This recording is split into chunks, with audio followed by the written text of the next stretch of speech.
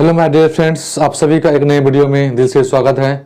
आज हम लोग पढ़ने वाले हैं क्लास 12th के काव्यखंड के चैप्टर नंबर 6 और उस चैप्टर का नाम है तुमुल कोलाहल कला में और इसके लेखक हैं जयशंकर प्रसाद। तो आज हम लोग सबसे पहले क्या करेंगे, जयशंकर प्रसाद के बारे में जानकारी इकट्ठा करेंगे।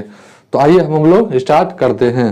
ठीक है, तो सबसे पहले देख लीजिए कि इनका जो जन्म कब हुआ था। जयशंकर प्रसाद का जो है जन्म कब हुआ था। इनका जन्म जो हुआ था 1889 ईस्वी में हुआ था।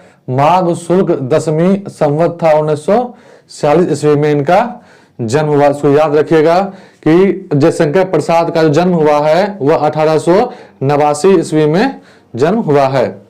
और इसकी अगर मृत्यु की बात की जाए, कब इसका हुआ है निधन, तो 15 नवंबर 1937 ईस्वी में जयशंकर प्रसाद का निधन हो चुका था। ठीक से याद रखिएगा। जन्म स्थान की अगर बात करें तो वाराणसी में इनका क्या हुआ था, जन्म हुआ था। और अगर इनके पिता की बात करें तो इनके पिता का नाम था देवी प्रसाद साहू। इनके पिता का क्या नाम था, तो देवी प्रसाद साहू नाम था। और इनकी पितामह की बात करें, पितामह का नाम था शिवरत्न साहू।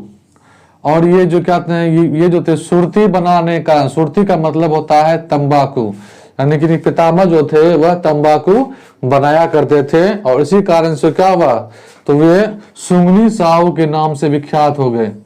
यानी इनके पितामह को जो है लोग सुंगनी साहू के नाम से जानते थे, क्योंकि वह जो है तंबाकू बनाने के का काम करते थे, इसीलिए लोग उन्हें सुंगनी साहू के नाम से जानने लगे। इनकी अब एजुकेशन की बात करें तो कहां तक ये पढ़े लिखे थे, तो इन्होंने 8वीं तक जो था ये पढ़े हुए हैं। इसके अलावा उसने क्या किया, संस्कृत, हिंदी, फारसी, उर्दू की शिक्षा ये जो थे घर पर नियुक्त शिक्षक के द्वारा, यानी घर पे जो इन टीचर इनको पढ़ाने के लिए आते थे वहीं पर क्या हुए, इन्होंने संस्कृत, हिंदी, फारसी, उर्दू इन सब की शिक्षा इन्होंने वहां पर पाई। समझे। अब विशेष प्रसिद्ध देखिए कि 12 वर्ष की अवस्था में पितृविहीन हो गए। 12 वर्ष की अवस्था में जो था इनके पिता का इनका साथ छूट गया। और जस्ट 2 वर्ष के बाद इसकी माँ भी क्या हो गई, इसकी माँ भी चल बसी। इस कारण से इनके परिवार में जो है कलह होना शुरू हो गया, क्योंकि आपको पता ही है जब माँ नहीं हो, बाप नहीं हो, तो उस घर में उस किसी भी पुत्र का क्या स्थिति होगा, घर में कलह तो होना लाजमी बनता है। वही हो गया था। जैसे उनके उनके पिता और जैसे उसकी माता की मृत्यु हुई, उसके घर में कलह होना शुरू हो गया। ठीक है।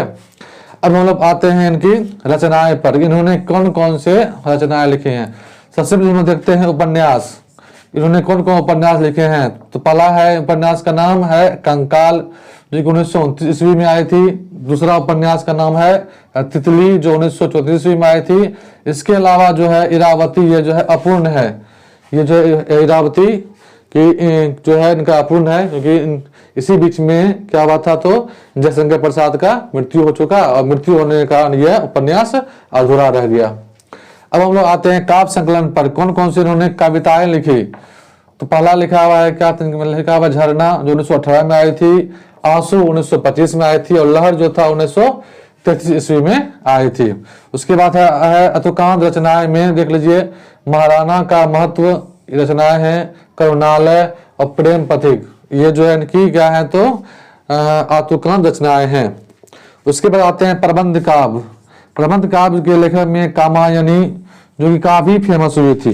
कामायनी जो है काफी फेमस हुई थी। और ये जो इनके यह जो है मतलब कि इन्हें काफी नाम शोहरत और इज्जत लाके दी थी, जो कि 1936 ईस्वी में आई थी। और हम लोग जो ये पढ़ेंगे ये कविता तुमुल कोलाहल कलम में इसी प्रबंध काव्य का हिस्सा है।